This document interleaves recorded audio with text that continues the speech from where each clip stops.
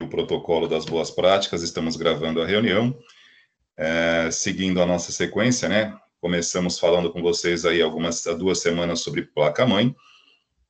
Tivemos 2 etapas de placa-mãe, alguns conceitos relativos à utilização de placa-mãe. E na continuidade, né? Poderíamos começar aqui, seguir por memória, poderíamos seguir por processador. Optei por seguir por processador, porém, placa-mãe não se esquece, ela continua. Lembrando, estamos montando uma configuração, né?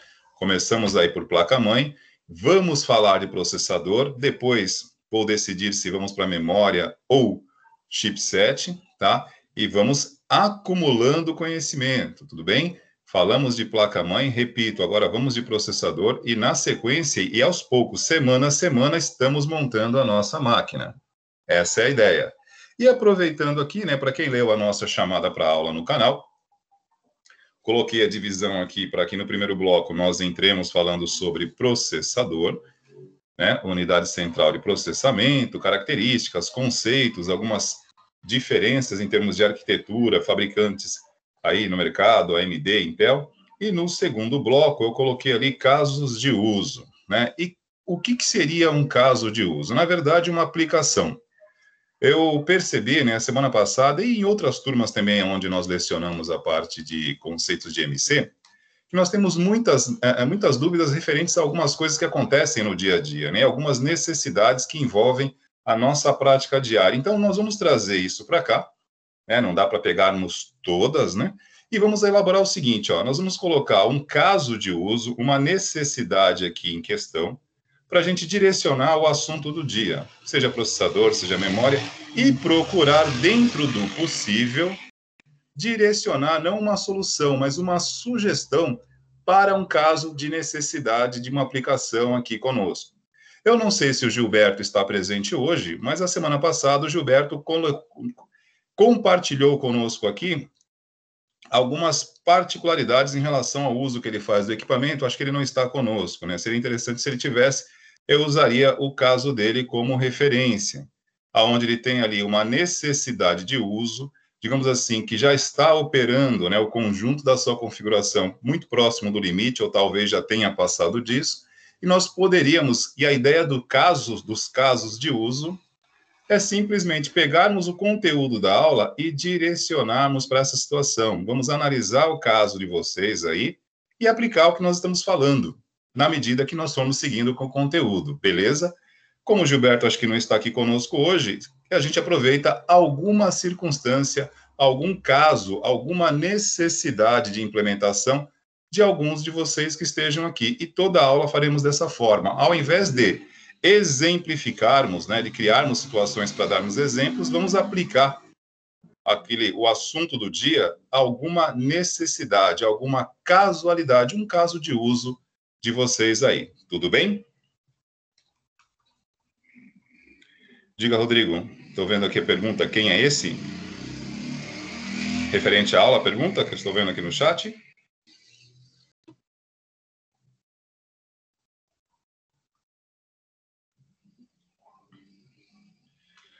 Não é Gilberto o nome dele? Professor, sobre o Gilberto que o senhor falou, é do nosso... Então, não é nossa turma não, professor. Desculpe, acho que eu confundi o nome. Foi o colega de vocês que conversou... Não, tudo bem, Rodrigo. Eu acho que confundi, perdão. Eu não me recordo aqui o nome. Como são muitos, gente, é muito chato trocar o nome das pessoas, né? Dá a impressão que você conversa com elas e não se importa. Muito pelo contrário, é que são muitos nomes. E assim, né? Quando nós conversamos com vocês pessoalmente, uma fisionomia, particularmente, eu não esqueço nunca mais, mas nomes... para nós aqui aparece um monte de vários ícones e às vezes aparece um número, às vezes nem o nome de cara, né? Aparece aqui o e-mail, alguma coisa do tipo. Então, me perdoem por ter trocado o nome do colega, mas não sei se vocês se recordam, teve um colega aqui da classe que de vez em quando ele cita alguma necessidade, né? Ele comentou do equipamento que ele está usando para trabalho e que já sofre com alguma, digamos assim, muito próximo do limite. E ainda comentei com ele. Oi? Foi o Gabriel. Gabriel. Pô, errei por pouco, né? De boa, professor. Ele está conosco aí, o Gabriel? Tá na aula sim, professor. Perfeito, então. Então, vamos lá. Se ele estiver por aí, ou se ele não estiver, nós podemos pegar alguma outra situação. Como disse, o objetivo aqui é o seguinte: ao invés de criarmos situações hipotéticas, vamos aproveitar o uso que vocês já estão fazendo, alguma necessidade em específico, e aí nós aplicamos alguma necessidade de vocês ao conteúdo que estamos trabalhando aqui. Eu acho que fica muito mais simples de direcionar. Aproveitamos isso aqui no meio de uma aula, chama-se casos de uso. Seria uma aplicação. Tudo bem? Então, deixa eu fazer aqui a errata, né? Desculpem a nossa falha. Não é Gilberto, é Gabriel. Eu acho que Gilberto deve ser de outra turma. Mas vamos lá. Bom, então, como disse, e outra coisa importante aqui, gente.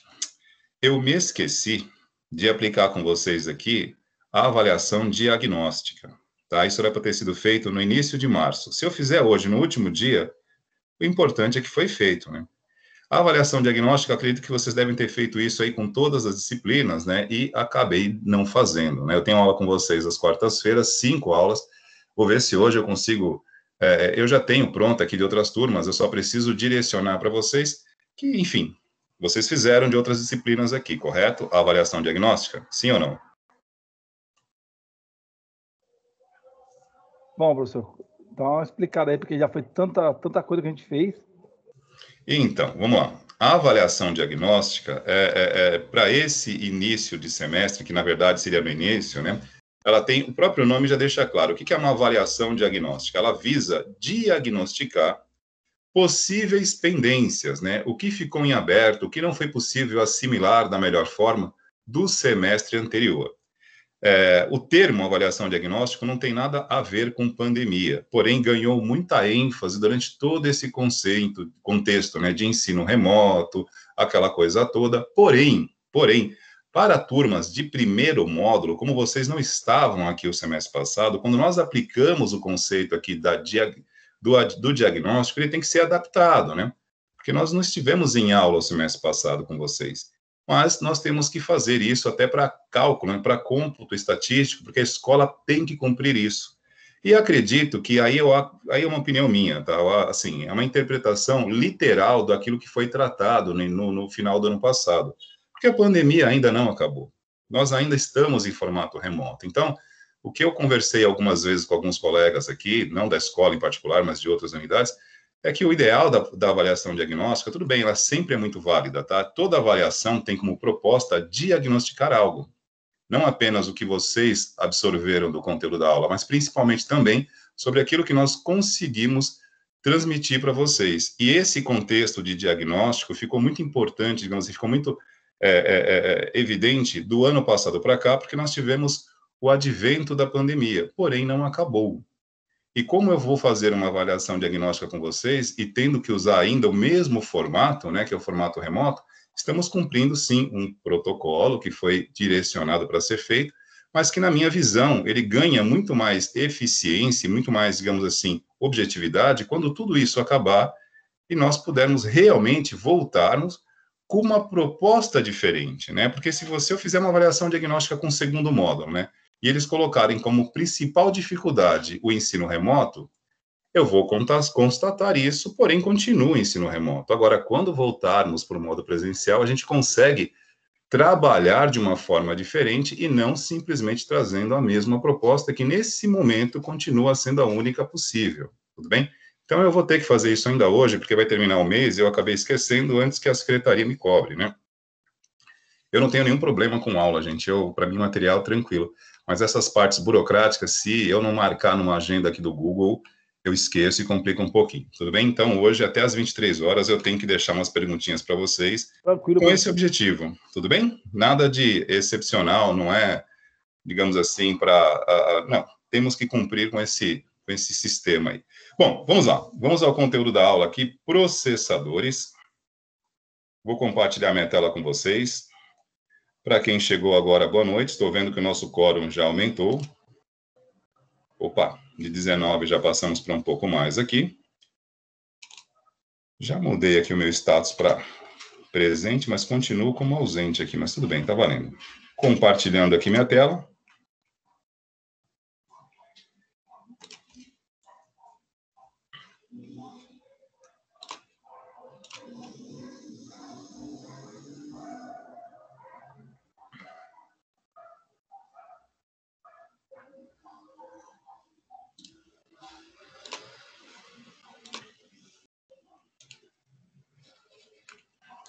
Bom, pergunta de sempre aí. Vocês estão vendo minha tela? A gente consegue visualizar o que eu estou vendo aqui? Estou vendo sim, professor. Beleza, Sim. deixa só.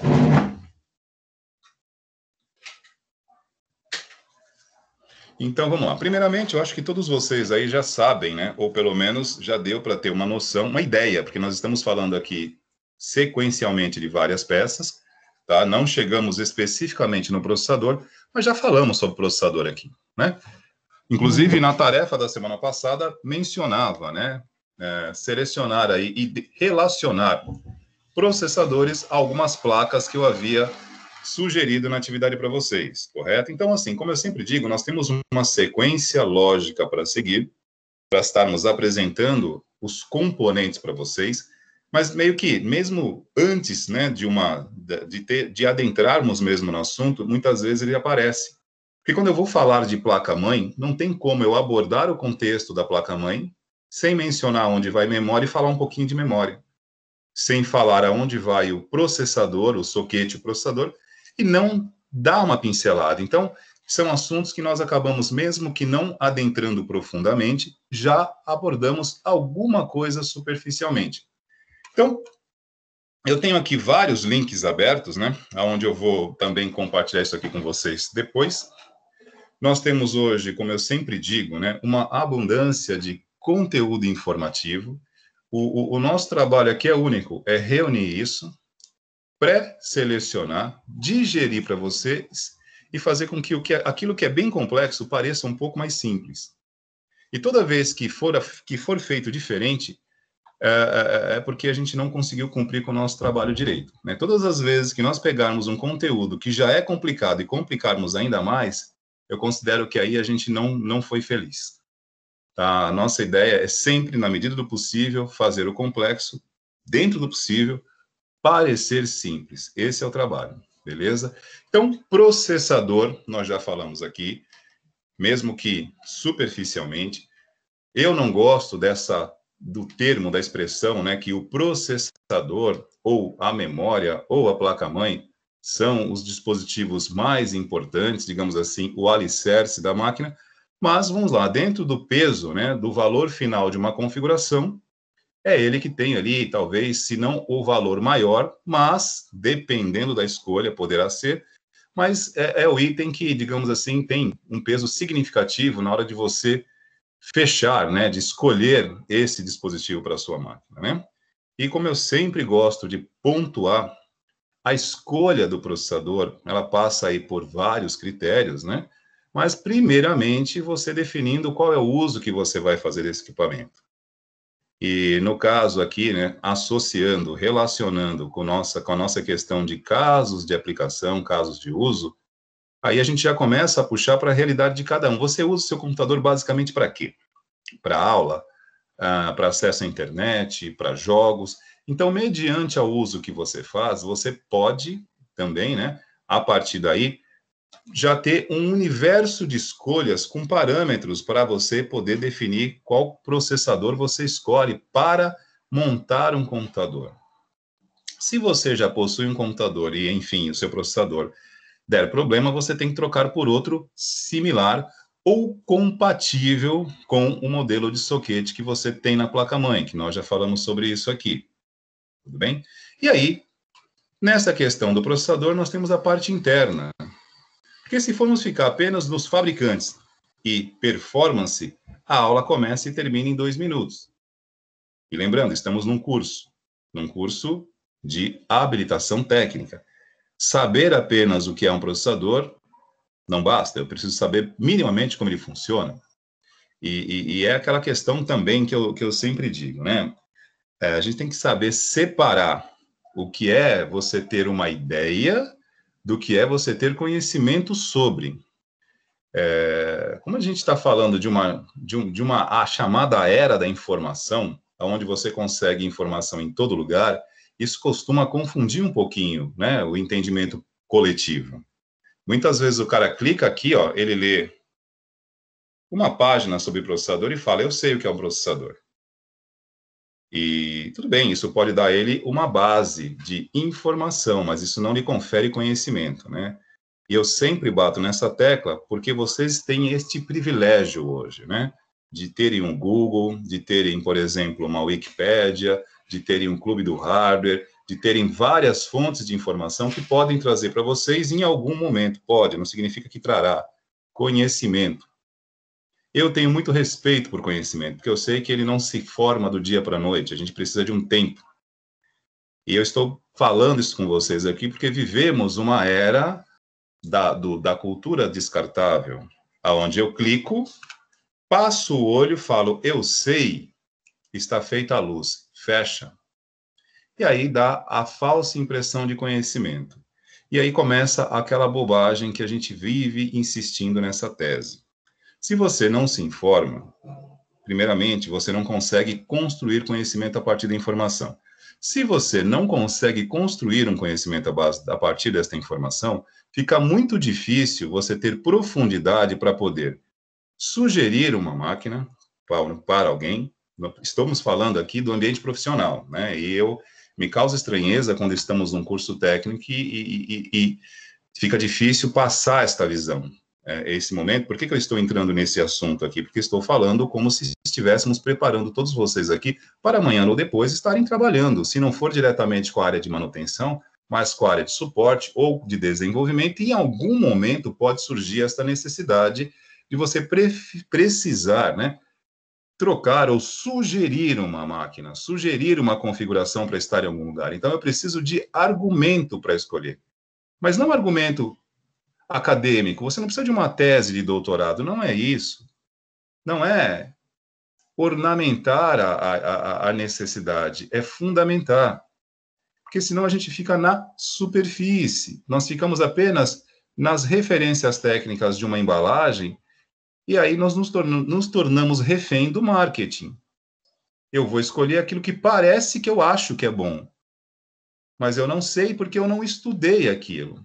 E eu não estudo isso porque simplesmente eu tenho como é que eu posso dizer?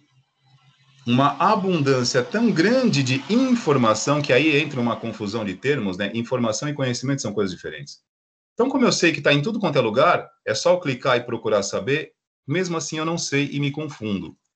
E aí, você passa a tua vida inteira sempre com a mesma questão. Olha, minha máquina não funciona, ou passei por um técnico, mas ele me enrolou. E, na verdade, é tudo uma questão de conhecimento, né? Conheça a verdade e aí você já sabe o resto, né? Ela o libertará. Se você tem conhecimento, você não monta uma máquina e depois você não entende por que ela para de funcionar. Ou se ela estiver com um desempenho, digamos assim, não tão bom, e você sabe qual é o tipo de uso que faz e qual é a necessidade de recurso computacional que aquele uso demanda, porque cada software tem uma solicitação mínima de hardware, e todo hardware tem uma limitação, uma quantidade limite que ele suporta, quando as duas coisas não se encaixam, você tem o chamado limite computacional.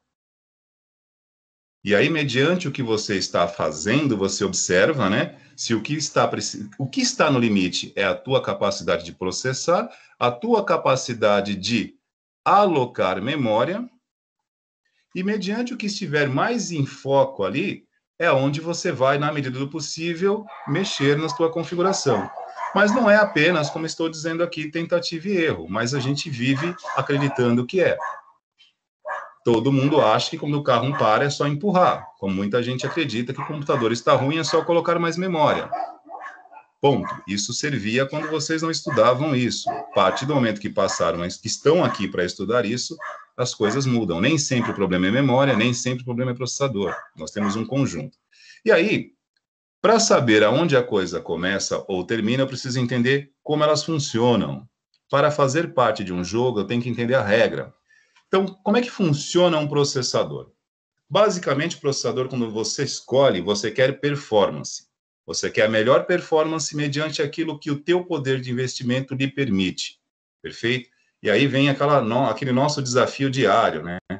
O nosso poder financeiro, né? Ele nem sempre está de acordo com a nossa necessidade tecnológica, né? Porque vivemos numa economia que sofre com isso. Não estamos no Canadá, não estamos na Coreia, onde todos esses materiais são extremamente descartáveis. E não é descartável pelo lado fútil, descartável porque tem uma cultura de reaproveitamento, que até a linha de produção se torna mais barata. Já falamos sobre isso. Aqui nós temos que valorizar cada centavo investido. E é muito ruim quando a garantia termina no mês 3 e no mês 4 a máquina para. Isso já aconteceu comigo. Porque aqui nós não temos notas de $100 caindo por árvores, né? Então, precisamos valorizar o investimento através do entendimento que eu estou fazendo. Então, o funcionamento do processador basicamente consiste da seguinte maneira, tá? Aqui nós temos uma imagem. Eu estou acessando aqui o Olhar Digital.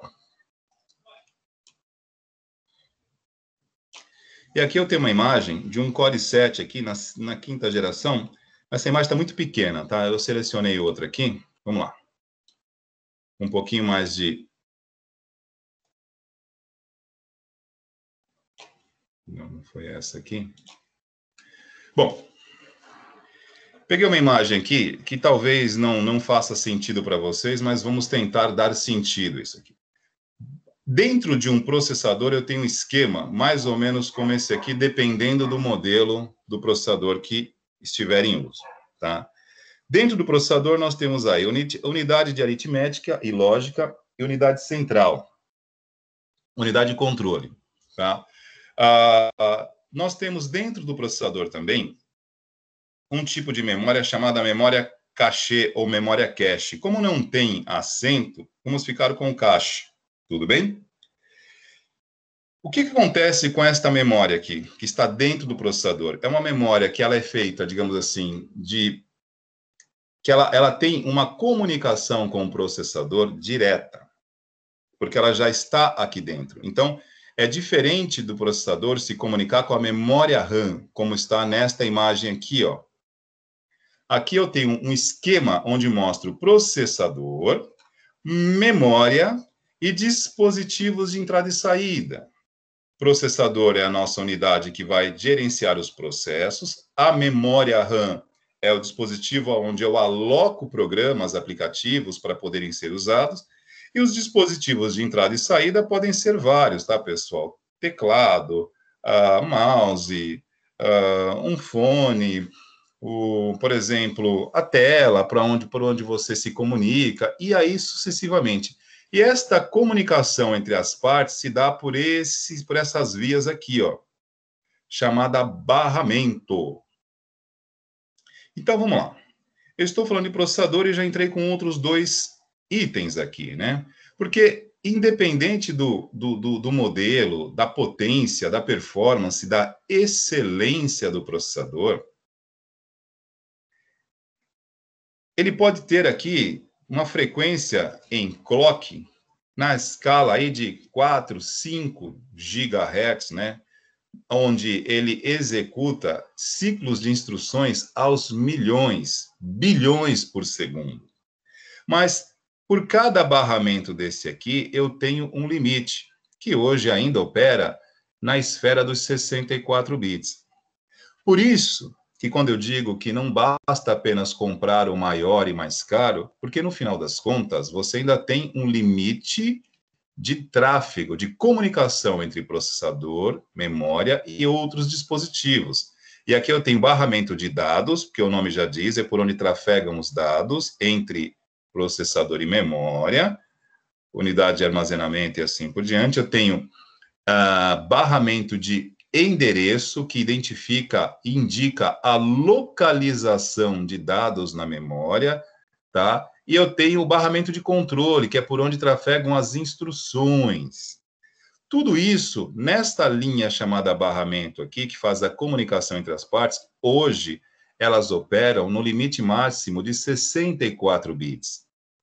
E esta frequência em clock, né, que nós já falamos aqui, que alguém aqui em algum momento falou sobre overclock, ela mede o quê? A capacidade que o processador tem de executar ciclos de instruções por segundo. E por que é assim? Por causa dessa limitação. Ele não consegue executar todas as tarefas de uma única vez, ele as divide em vários grupos e vai executando esses grupos em ciclos de instruções aos bilhões, como é muito rápido, né? Por exemplo, um computador hoje, um processador com 3.4 GHz, ele tem uma capacidade de execução, de frequência de clock, de 3.4 bilhões de ciclos de instruções por segundo. E ele vai fazer isso até ele conseguir completar as suas instruções. Porém, essa comunicação entre processador e memória, cada viagem que ele faz aqui, ele vai trafegar no máximo 64 bits. Hoje nós temos processadores operando em 64 bits, sistema operacional também com esta característica, e aí por diante. O processador, na sua frequência, a frequência é o ritmo, a velocidade com que ele executa essas instruções várias vezes, e a memória RAM também tem esta frequência. Estamos entrando num assunto aqui que passa despercebido no nosso dia a dia. Por exemplo, aqui, enquanto fazemos essa aula, tudo isso está acontecendo. E a gente não precisa tomar conhecimento disso. Agora, dentro do estudo da área técnica, eu preciso saber. Então, nesse momento aqui, ó, enquanto estou falando com vocês, eu tenho vários processos sendo executados. Tudo bem que não estou exigindo muito processamento, mas eu estou exigindo aqui memória. Já falamos sobre isso. Eu tenho o Windows 10, que está alocando memória. Eu tenho o Google Chrome, que é o navegador que eu acesso à internet, também alocado na memória. E eu tenho o Microsoft Teams, que é o programa de compartilhamento, que é a plataforma que nós utilizamos para a aula. Esta plataforma, nesse momento, através do sistema operacional Windows, está identificando o meu adaptador de vídeo, que acessa a minha câmera, que no momento que eu cliquei para compartilhar a tela, ele gerou mais um processo, que é o compartilhamento da tela, desabilita o meu dispositivo de imagem, que é a câmera, e ele está gerenciando o meu dispositivo de áudio, que é um headset auricular por Bluetooth.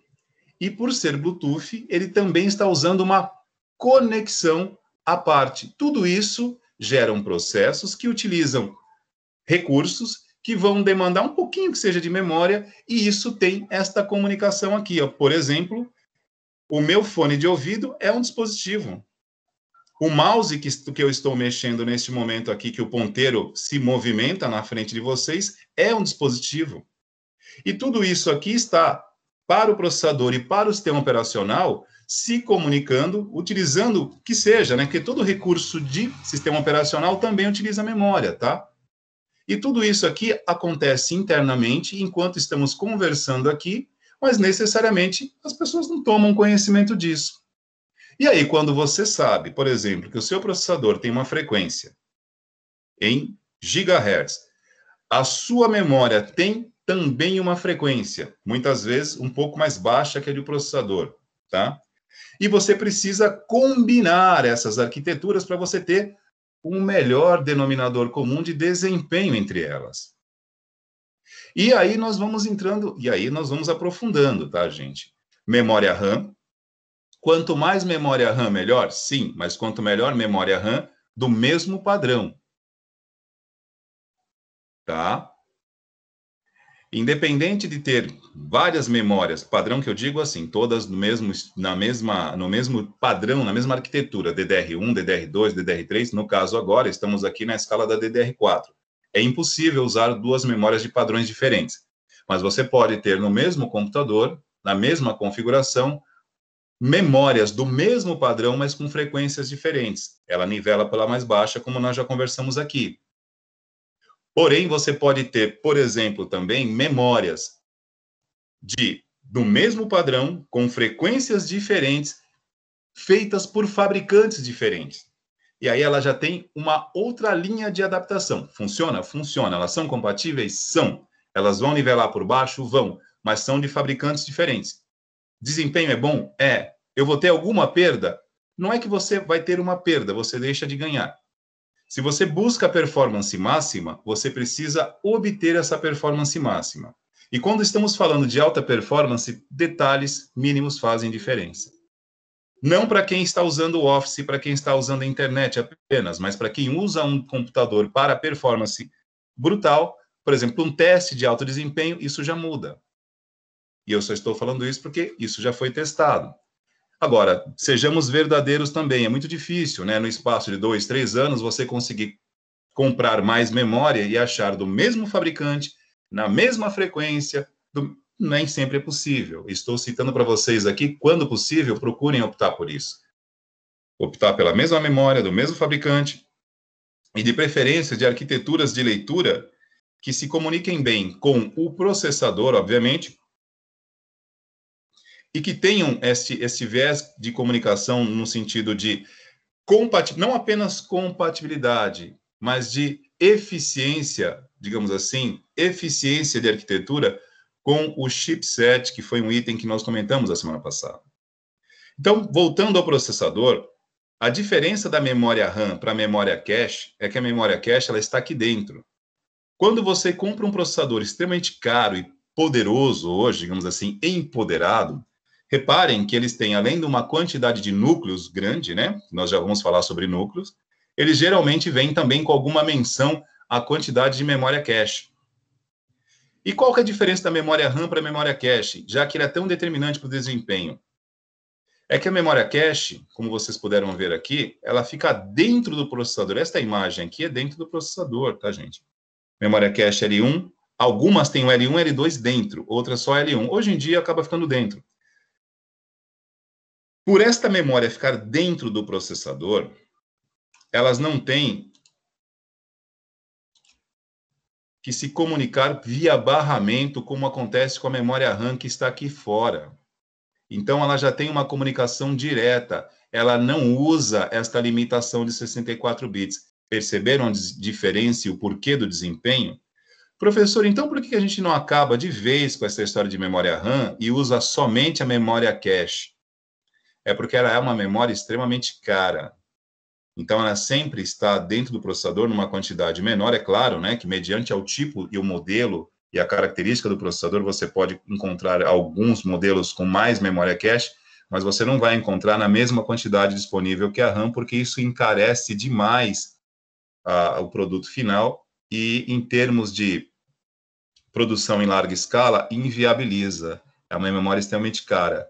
Mas um pouquinho mais de memória cache dentro do processador, por não necessitar desta via de comunicação externa, limitada em 64 bits, ela garante um desempenho muito bom do processador.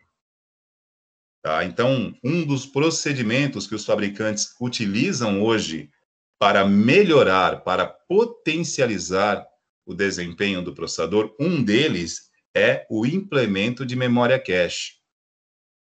Tudo bem? Só isso, professor? Não. Memória cache, que é esta ilustração aqui. Isso aqui é uma ilustração velhinha, tá? Eu peguei uma bem velhinha, bem antiga, que ela tem um número, uma quantidade de símbolos gráficos aqui bem menor, para não confundir vocês. Eu não quero confundir, eu só quero mostrar que isso aqui existe, tá ok? Se eu pegar uma imagem mais recente, deixa eu ver aqui, eu tinha pego uma... É daqui para pior, cara. Tem uns esquemas aqui de processador que são bem complexos e a imagem não está muito boa, mas o que eu quero dizer é o seguinte, a mensagem aqui é que a memória cache ela passa a ser determinante para o desempenho do processador e pelo custo, né, porque ela fica dentro do processador, ela é embutida aqui dentro, então não tem este tempo de comunicação externo. Tranquilo? Então, memória cache é uma memória dentro do processador. Por que ela não é utilizada fora da mesma forma que a RAM? Porque é inviável para a linha de produção, ela é muito cara. Bom, quais são os outros fatores determinantes para o processador? Núcleos dos processadores.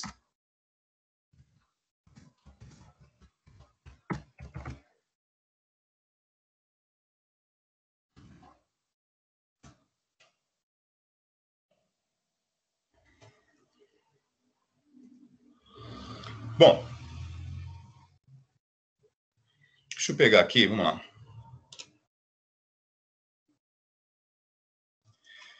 Peguei aleatoriamente, tá ok, gente? Acabei pegando aqui, foi o primeiro que apareceu. o que são núcleos de um processador. Deixa eu ver se eu pego uma imagem aqui, esquemática aqui de núcleos, mas que não complique muito para vocês aqui, né?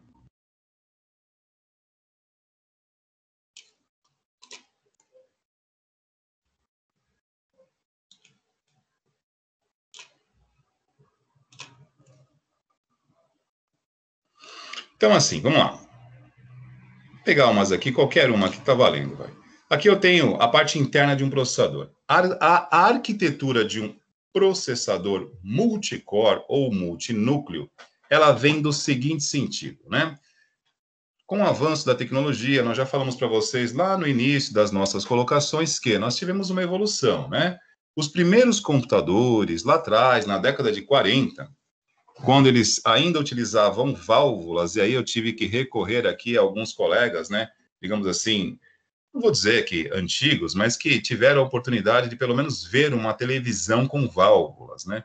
Aqueles dispositivos não tinham ainda microchips, não usavam circuitos integrados e não tinham a tecnologia de transistores. Eram válvulas, então não tinha como colocar núcleos nos processadores, mas tinha, digamos assim, um limitador, que era a temperatura. Porque o computador, como dispositivo eletroeletrônico, ele funciona através de eletricidade, né? Ele é alimentado por corrente elétrica, por onde trafegam elétrons. Já falamos isso aqui inúmeras vezes. E à medida que os processadores foram evoluindo, a principal linha de pensamento e de arquitetura de produção que foi usada nesta evolução foi a miniaturização, a descoberta e a implementação dos chamados circuitos integrados e cada vez mais em escala menor. E aí surgiu, né, antes ainda dos circuitos integrados, desculpem, surgem os transistores, que à medida que eles são diminuídos em termos de escala, eles conseguem ser colocados no maior número dentro de um microchip. E quanto menores eles são, maior a quantidade que eu consigo colocar num chip de silício. Perfeito? Só que quanto mais eu coloco, mais eles consomem energia e mais eles precisam de tecnologia para dissipar esta energia gerada, ou seja, ele gera calor. E aí pensem comigo. Se eu estou implementando uma quantidade maior de transistores, né, também ali alguns milhares, tá, gente? Um processador hoje com 7, 8 núcleos tem alguns milhares de transistores lá dentro, que geram um aquecimento. Se eles gerarem tanto aquecimento que me forcem a gastar muita energia para conseguir dissipar o calor, eu posso chegar a uma conclusão que a eficiência de processamento não se paga, porque o que ele gera de processamento, eu tenho que gerar o dobro de energia para poder resfriá-lo. Estão acompanhando meu raciocínio? Porque na década de 40, para cada 1 hora de funcionamento do ENIAC, ele tinha um consumo de energia tamanho e o aquecimento era tamanho que ele tinha que ser desligado e resfriado por 3 horas. E lembrando aqui que o ENIAC, na década de 40, né, o primeiro, digamos assim, computador de grande porte, que era de fato uma calculadora, ele consumia energia elétrica proporcional a um bairro de médio porte. Então, por exemplo, quem mora aí próximo da escola, por exemplo, em Mongaguá, né, no Jussara, um computador como o ENIAC consumia tanta energia ou até mais que o bairro do Jussara inteiro. E aí, vamos ser muito sinceros, a capacidade computacional dele era pífia, era mínima. O custo-benefício dele era ridículo, porém, para a época servia. Mas esta matemática hoje não cabe. Se eu colocar uma quantidade quilométrica de transistores num processador que gere um consumo de energia muito alto, uma demanda de dissipação térmica também muito alta, ou seja, além de consumir muita energia, eu vou ter que gastar energia para poder dissipar o calor, ele já não me serve. Porque ele tem que ter uma capacidade, um volume de processamento muito alto para poder equivaler isso. Então, já falamos aqui também de Gordon Moore, né? um dos fundadores da Intel, que criou uma regrinha, né, que é chamada, conhecida na literatura da tecnologia como a Lei de Moore, né? A Lei de Moore, que não é uma lei, já disse, isso não foi aprovado no Congresso americano, foi só uma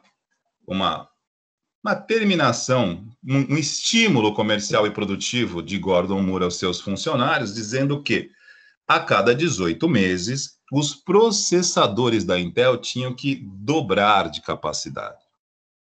Foi muito bem, já falamos sobre isso, até que chegou o momento que chegamos nessa questão.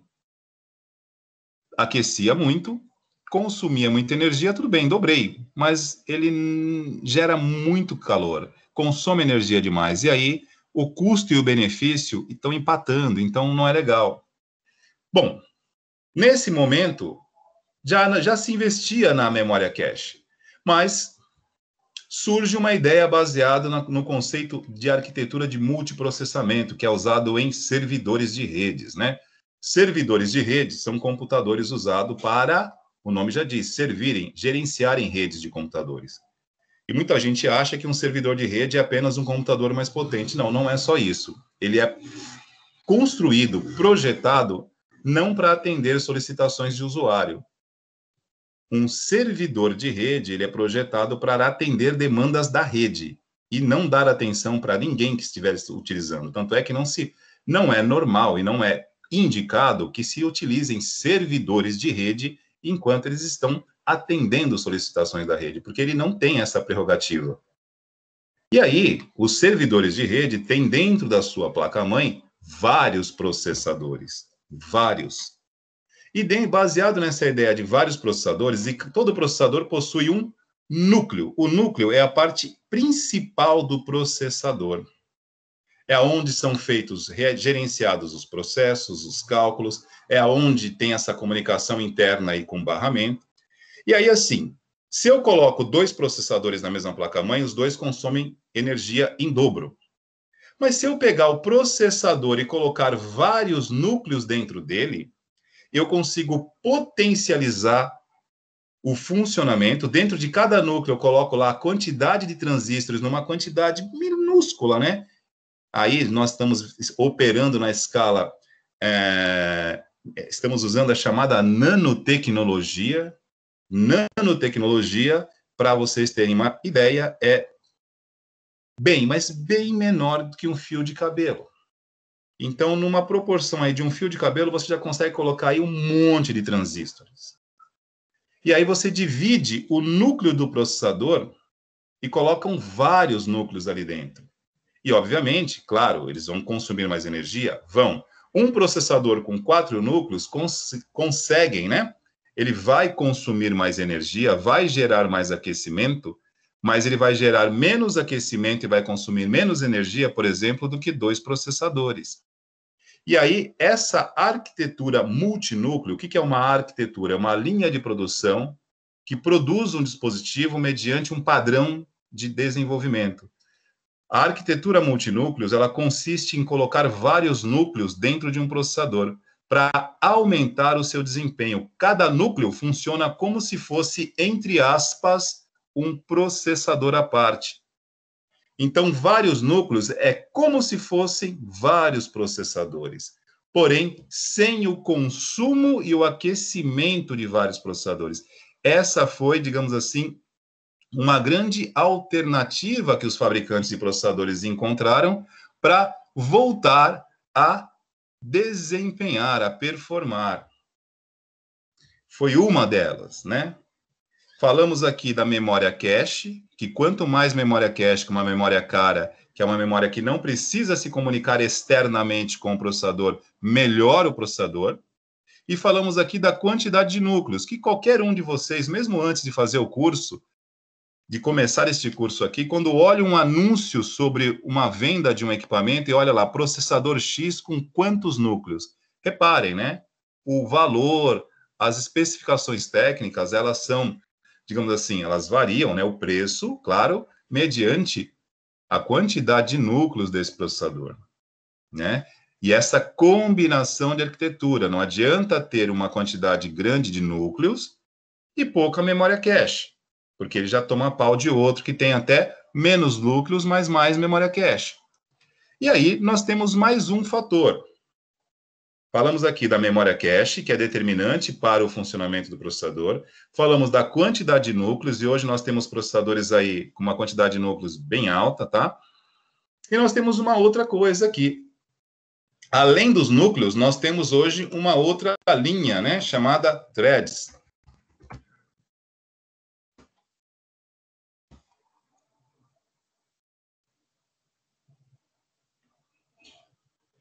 Bom, aqui ó, tem a definição da Wikipédia, tá? Que alguns torcem o nariz para a Wikipédia, não tem absolutamente nada.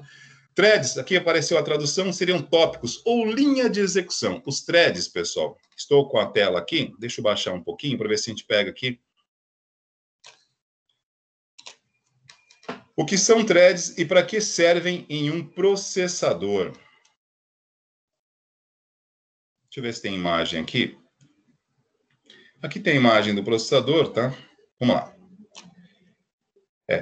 Esse é um detalhe que nós temos que conviver com, né? Praticamente 90% do espaço disputado hoje na internet é marketing digital, tá?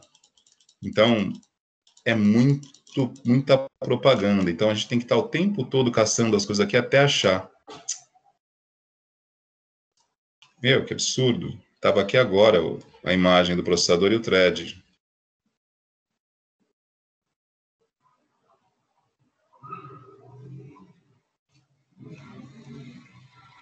Sumiu. Bom, o termo thread, eu citei duas expressões aqui, memória cache, memória que fica interna do processador, quantidade de núcleos, que é a quantidade em que o processador tem, quando nós temos dentro de um processador vários núcleos com seus transistores e cada um deles com a sua possibilidade de vários threads. Os threads, traduzindo assim de forma bem simples, tá, gente? Eu não quero complicar, são as linhas de comunicação para execução de processos pelo processador. Então, assim, isso é exponencial. Se eu tenho um processador com 2 núcleos, ele funciona como se fossem 2 processadores, não literalmente como 2, mas com potencial para.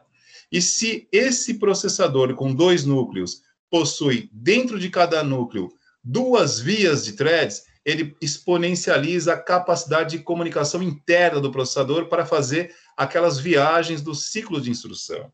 E espero não estar complicando muito.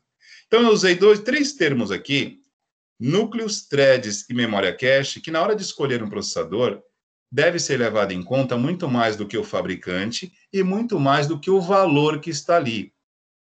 Se bem que, invariavelmente, um processador de alta qualidade, de alta performance, ele vai ter um valor alto e provavelmente esteja, sim, com uma boa capacidade de memória cache e vai ter ali, sim, uma quantidade de núcleos razoáveis e, paralelo a isso, threads suficientes para que ele possa ter o quê? Uma frequência de clock bem executada. Quanto maior a quantidade de threads hoje, aliados à quantidade de núcleos e, digamos assim, proporcionalmente, uma boa capacidade de memória cache, você pode ter certeza que você está bem assessorado em termos de processador. E aonde é que entra a experiência aqui, pessoal, e um pouquinho mais de, como é que eu posso dizer, um uso mais consciente da tecnologia e menos impulsionado por isso aqui, ó, marketing, né? Porque eu tentei achar, sumiu. É tanta propaganda que some. Professor, acho que eu mandei por aí. Pois não. Pode falar. Nessa imagem de cima, não, que o senhor tem aí. Opa, perdão. Cara, sumiu. Ela apareceu aqui, mas sumiu. Diga, Fabiano, fica à vontade. Deixa eu voltar aí para vocês. Pode falar. Eu acho que eu mandei para o senhor a imagem do processador que sumiu da tela do senhor, eu acho. Deixa eu colocar aqui o chat.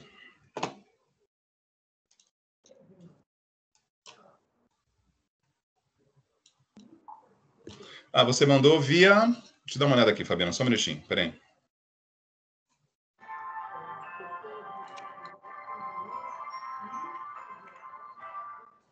Essa aqui é a imagem que já estava, Fabiano. É que tinha uma imagem... Opa, tá. Aqui é a imagem do kernel e os threads. Exatamente. Obrigado, Fabiano. Sumiu aqui para mim. Fabiano me deu uma força aqui. Valeu. Estão vendo a tela aí, gente?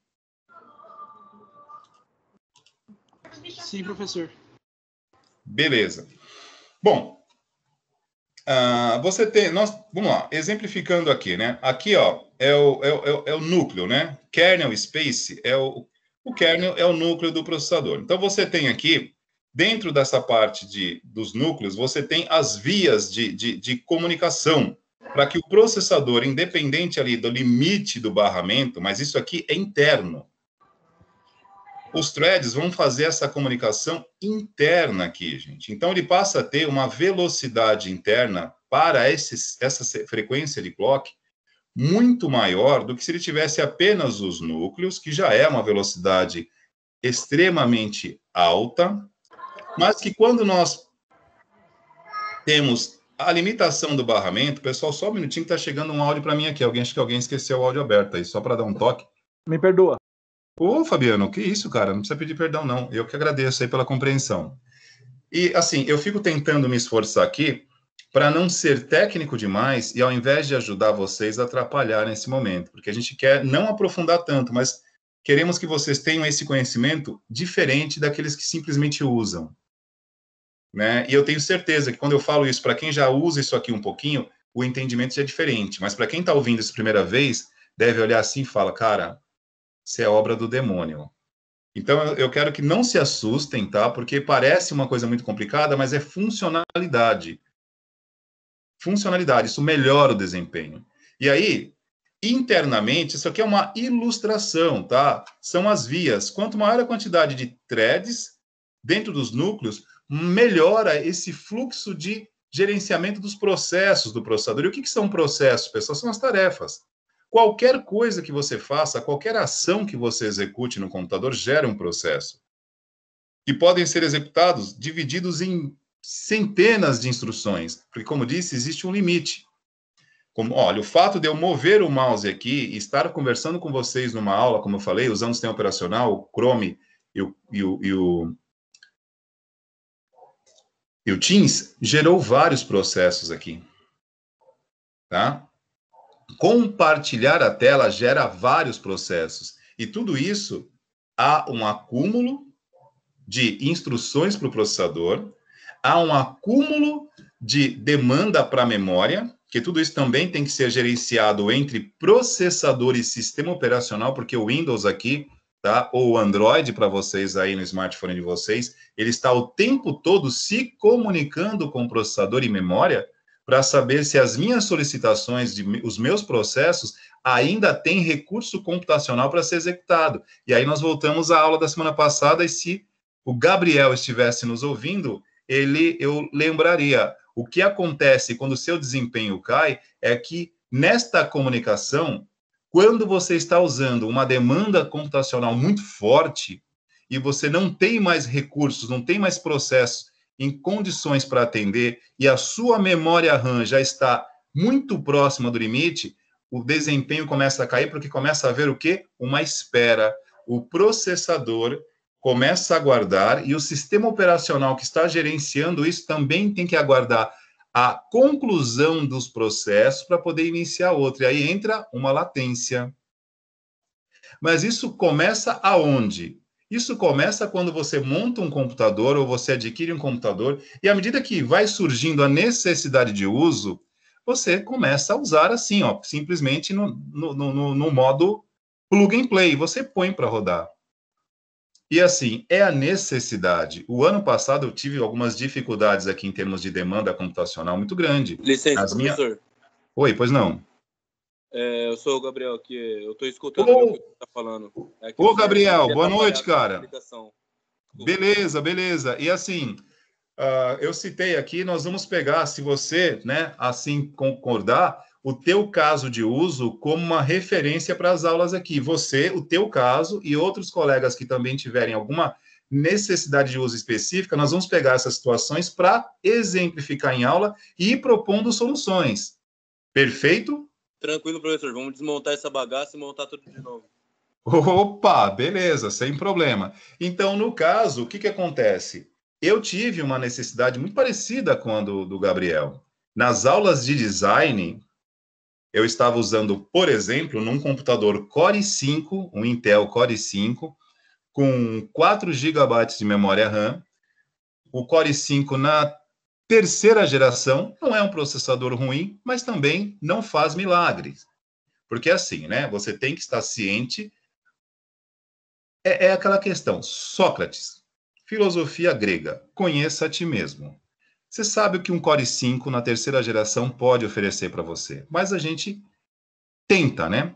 Eu precisava, nas aulas de design, de uma ferramenta de design que pudesse ser usada online.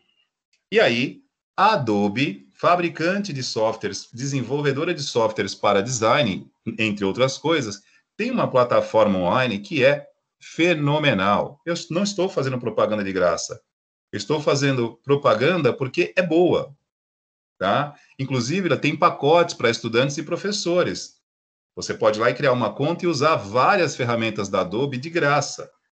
Mas, entre aspas, de graça, né? Porque demanda muito, mas muita banda de internet, porque você está trafegando dados de alta fidelidade, porque o software de design, a plataforma Adobe Creative Cloud, ela gera arquivos ali em HD, Full HD, se você estiver fazendo alguma coisa em alta qualidade, que se a sua conexão não for boa e a sua capacidade de processar os arquivos que você gera, tanto remoto quanto local, você tem 2 gargalos na tua máquina, que é o processamento dessas imagens online, porque aí você está usando a sua internet, que mesmo sendo boa, de 100 megas, se você... E aí voltemos ao caso do Gilberto, por melhor que seja, chega uma hora que a gente precisa de muito mais, porque não tem como você atender uma demanda computacional de processamento e de também transmissão, envio e recebimento com o hardware que a gente tem.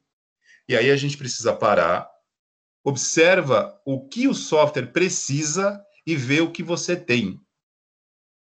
Olha lá, o que chegou no limite primeiro? Processamento ou alocação de memória?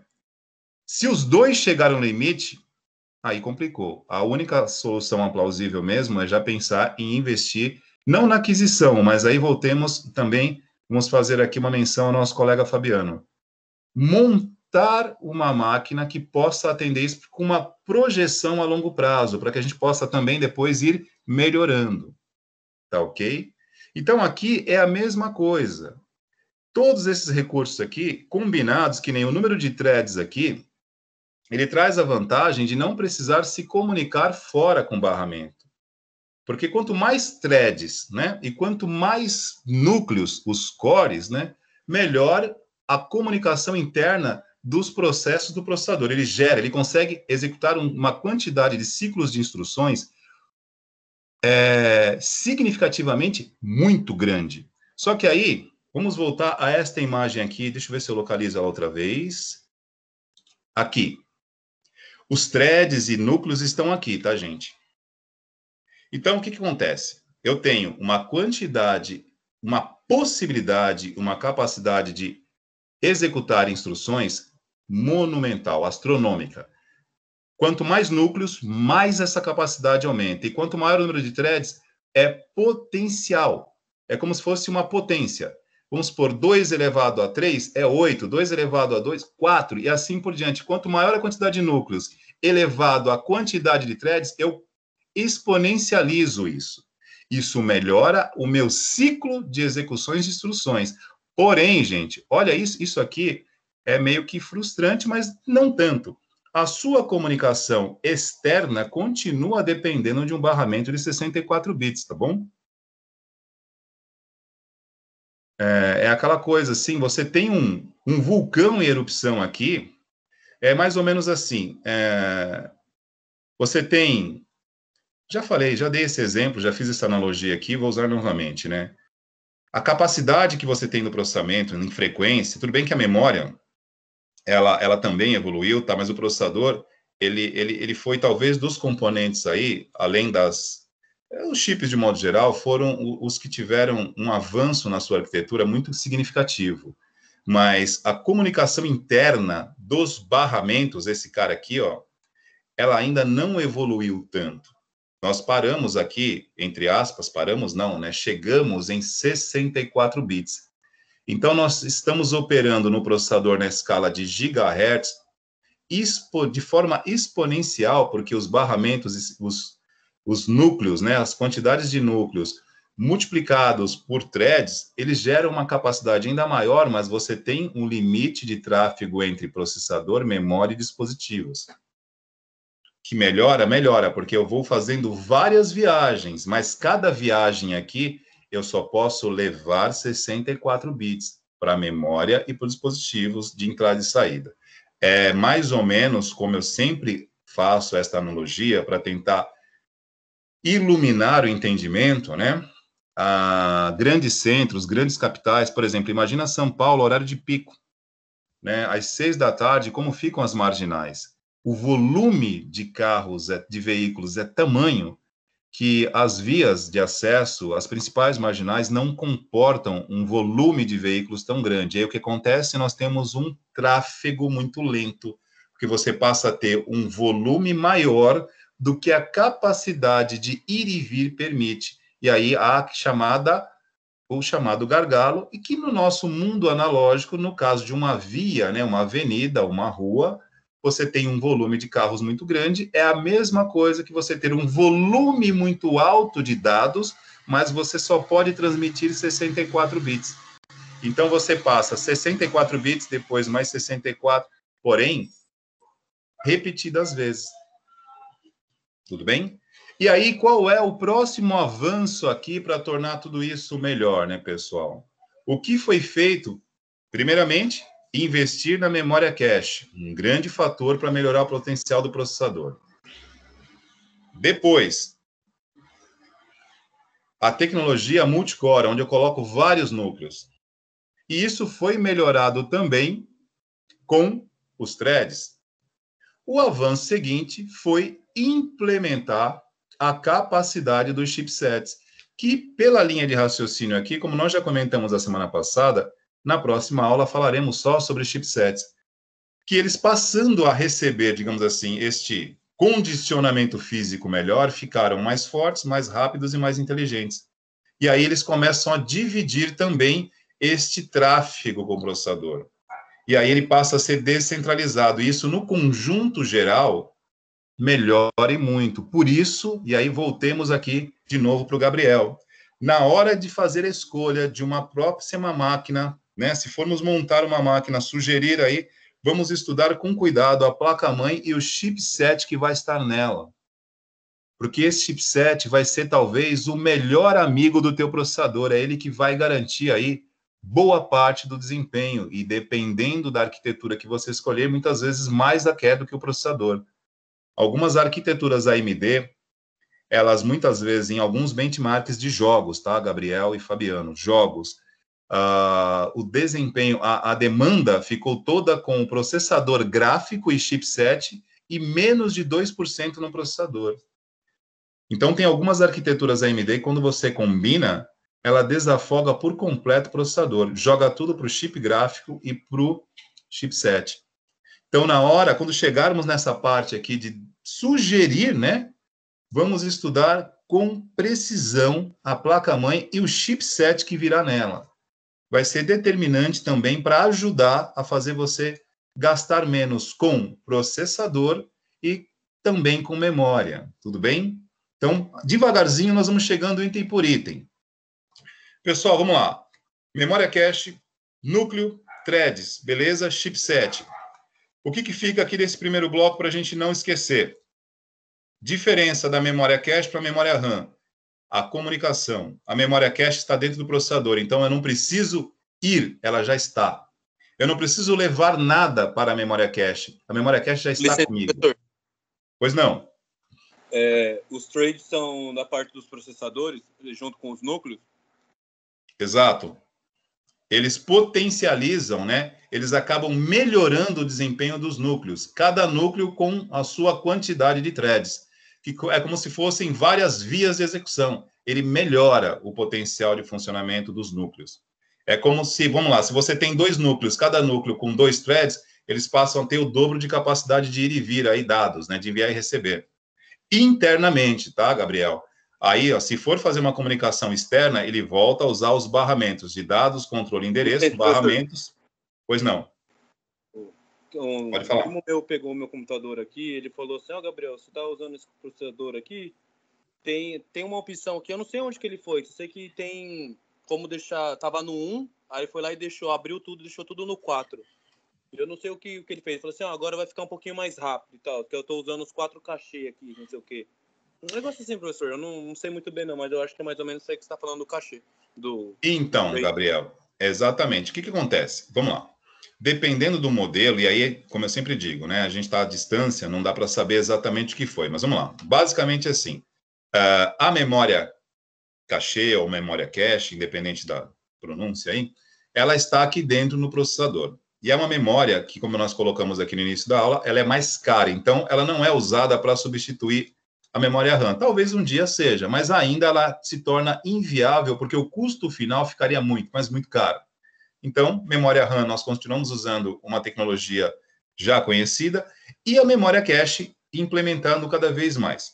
Alguns modelos saem de fábrica com uma quantidade limitada de memória cache, mas com a possibilidade de ser habilitada mais. Nem todos, tá, Gabriel? E aí vai muito de quando você compra o processador ou o computador, você ter acesso aí às especificações técnicas dele. Algumas vezes ele já vem com essa possibilidade de você desbloquear e melhorar esse desempenho de memória cache. Tudo bem? Quando você possui essa possibilidade, outros não. Nem todos vêm com essa possibilidade de desbloqueio de memória cache. E quando vem, e você consulta aí, tá, pela internet, alguns é uma questão de você habilitar isso no próprio setup da máquina. Outros precisa fechar um jumperzinho. O que é fechar um jumper, pessoal? Desculpe, a gente vai entrando com termos mais técnicos e acaba complicando um pouquinho. O jumper é mais ou menos assim, você tem que pegar um filete metálico e fechar a passagem de corrente entre dois dispositivos. Isso chama-se jumpear. E é um trabalho que tem que ser feito com muita precisão, porque se você fechar a passagem no lugar errado, você pode danificar, né? Então, quando não vem com esta possibilidade de fábrica para você habilitar no setup, tem que usar deste recurso. Que aí eu só aconselho para quem realmente tem um bom conhecimento sobre. Eu sou muito verdadeiro com vocês, não sou um bom soldador para componente eletrônico, não sou. E eu não tenho uma estação de solda de alta precisão. Então, aí você põe um ponto no lugar que não deve, mas podemos procurar aqui no intervalo, eu caço alguns vídeos no YouTube, e eu sempre que mostro esses vídeos, eu mostro no intuito de trazer a prática, mas não é incentivando, tá? Porque nós tínhamos aqui na ETEC, em Mongaguá, o curso de manutenção de computadores, tá? Era um curso de 1 ano e meio só de manutenção. Então, esses vídeos são muito, entre aspas, muito informativos, mas eles também, você tem que tomar um certo cuidado, né? Porque nem sempre você consegue enxergar todos os detalhes, e a hora que você vai reproduzir na íntegra, às vezes dá errado. Às vezes não funciona como deveria, tá? Então, assim, um vídeo serve às vezes como uma ilustração, mas como eu sempre digo, calma, né? Mas quando vir de fábrica, como foi, não sei se foi o teu caso, Gabriel, que é só habilitar isso no setup, não tem problema algum, você consegue melhorar, tá? Melhorar, mas também, né, dependendo da situação que você já esteja em termos de limite computacional, o que é o limite computacional? Cara, se você já está próximo da capacidade, vai dar uma sobrevida para você. Mas, enfim, ajuda, né? Outra coisa aqui que nós também temos aí no processador. Espera que está passando um caminhão aqui. É o recurso de usar virtualização. Eu particularmente, sou muito... Não é que eu seja contra a virtualização. Virtualização, para melhorar desempenho, eu não acho válido, né? Virtualizar significa você criar uma máquina virtual dentro do seu computador. Eu não acho que isso melhora o desempenho, porque é uma máquina virtual que utiliza recursos reais. Né? Para alguns trabalhos pode até ajudar para você fazer simulações e testes, para quem trabalha com alguns testes que pode danificar o computador, você faz uma máquina virtual. Mas, enfim, alguns processadores, essa máquina, esse Core i5 que eu tinha, que eu tenho ainda, né, que minha filha usa para as aulas dela, ele está aqui, valente, né, ele continua forte, mas para eu poder usar a virtualização, eu tinha que habilitar no setup da máquina o recurso de virtualização. Virtualização é uma prática computacional onde você pode criar máquinas virtuais baseadas em programas de virtualização, que é um grande recurso. Porém, também é sempre... Como é que eu posso dizer a palavra certa aqui? Eu não quero falar que não funciona. Funciona. Mas para você ter uma máquina virtual funcionando pior do que a máquina real, então não tenha. Para você ter uma máquina virtual, por exemplo, vamos pegar o caso do Gabriel, nem sonha em abrir uma virtualização, ele já está no limite. Porque a máquina virtual, ela usa recursos de verdade, ela vai usar espaço do teu HD e ela vai puxar uma parte da tua memória. Se você já opera próximo do limite, esquece. Mas tudo isso eu fui obrigado a fazer o ano passado porque eu tinha aula para dar. Fica muito ruim. Então, teve vezes que durante a aula, por exemplo, em GSO, aula de sistemas operacionais, virtualização, caí, a máquina travou tudo. Não deu, tive que pedir desculpas e retornar depois. Por isso que eu falo, boa intenção não resolve. Eu até estava bem intencionado, eu queria mostrar o funcionamento de uma máquina virtual numa aula de sistemas operacionais. Mostrei e caí. Simples assim. Então, para que você tenha realmente o funcionamento legal, você precisa ter máquina para isso, né? Máquina, memória, para virtualização, processador e memória, muita memória. Então, para a gente ir encerrando esse primeiro momento aqui, nessa parte de processador, antes da gente voltar para o segundo bloco, basicamente eu gostaria que vocês guardassem essa questão da memória cache, núcleos e threads, que são todas informações que estão aí, né? Nós estamos usando isso no dia a dia, mas repetindo pela quarta ou quinta vez na noite. Usar é uma coisa, estudar sobre aquilo é outra. E agora a gente começa a olhar, digamos assim, um raio-x, o que tem por trás desse funcionamento entre memória, processador e tudo aquilo que está funcionando neste momento, desde o mouse se mover na tela, como está acontecendo aqui, ou eu voltar e compartilhar minha tela com vocês aqui. Deixa eu retornar aqui.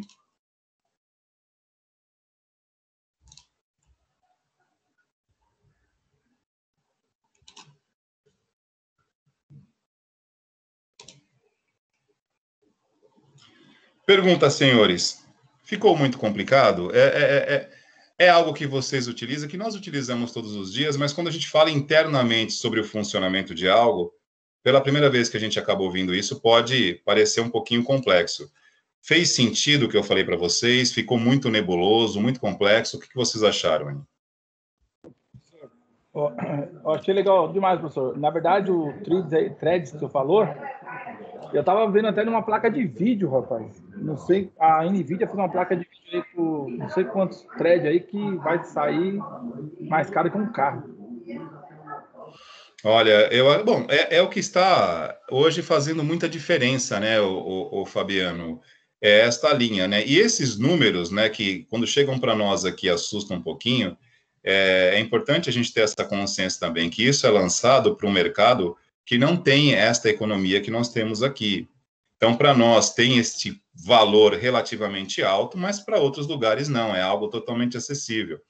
E é justamente que eu bato nesta tecla, né? Quando nós estamos trabalhando, digamos assim, operando dentro de uma margem econômica que é um fator importante, nós temos sim que dar, não é apenas dar valor ao dinheiro, mas dar sentido.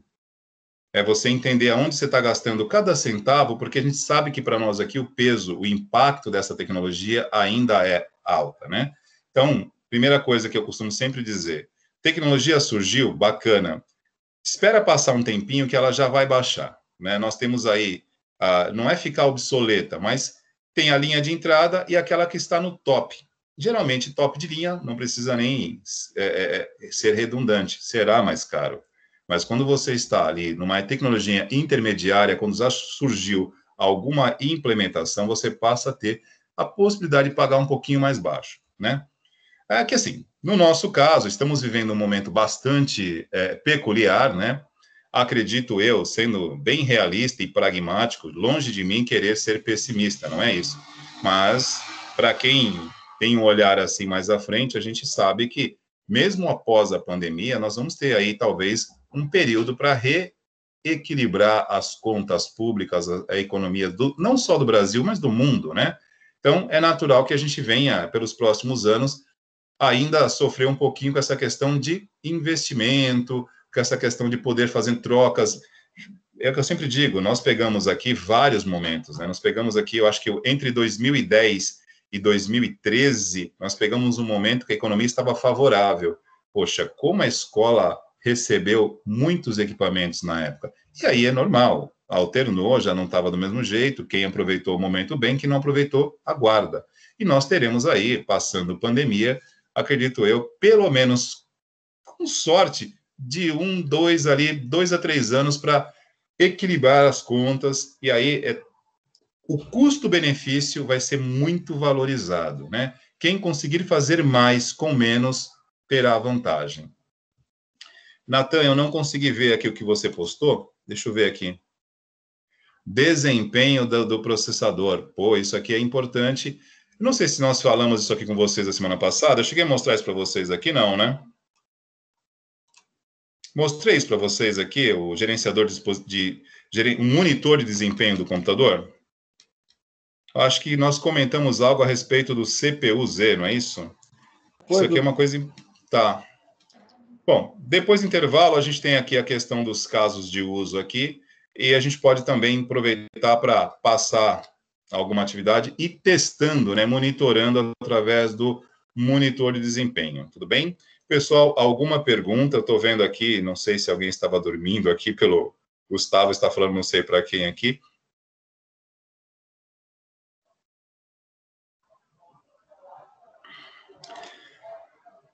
Marília fez um comentário aqui a respeito de, após a pandemia, cerca de, no mínimo, 2 anos para começar a estabilizar. É bem por aí, Marília. Assim, o que nós temos de parâmetro comparativo, né? História, né? No século XIV, nós tivemos ali a chamada peste negra, né? Que dizimou 1/3 da Europa. A Europa demorou 2 séculos para equilibrar novamente o número de habitantes. A economia não foi tanto tempo, mas 2 séculos só para retomar o mesmo número de habitantes. Então, bem preocupante, sim. Alguma pergunta, gente, sobre essa matéria, sobre essa parte aqui? Depois do intervalo, a gente vem aí com a proposta de uma tarefa, mas antes disso, quero mostrar o monitor de desempenho para vocês. Tranquilo? Tranquilo, professor. Obrigado.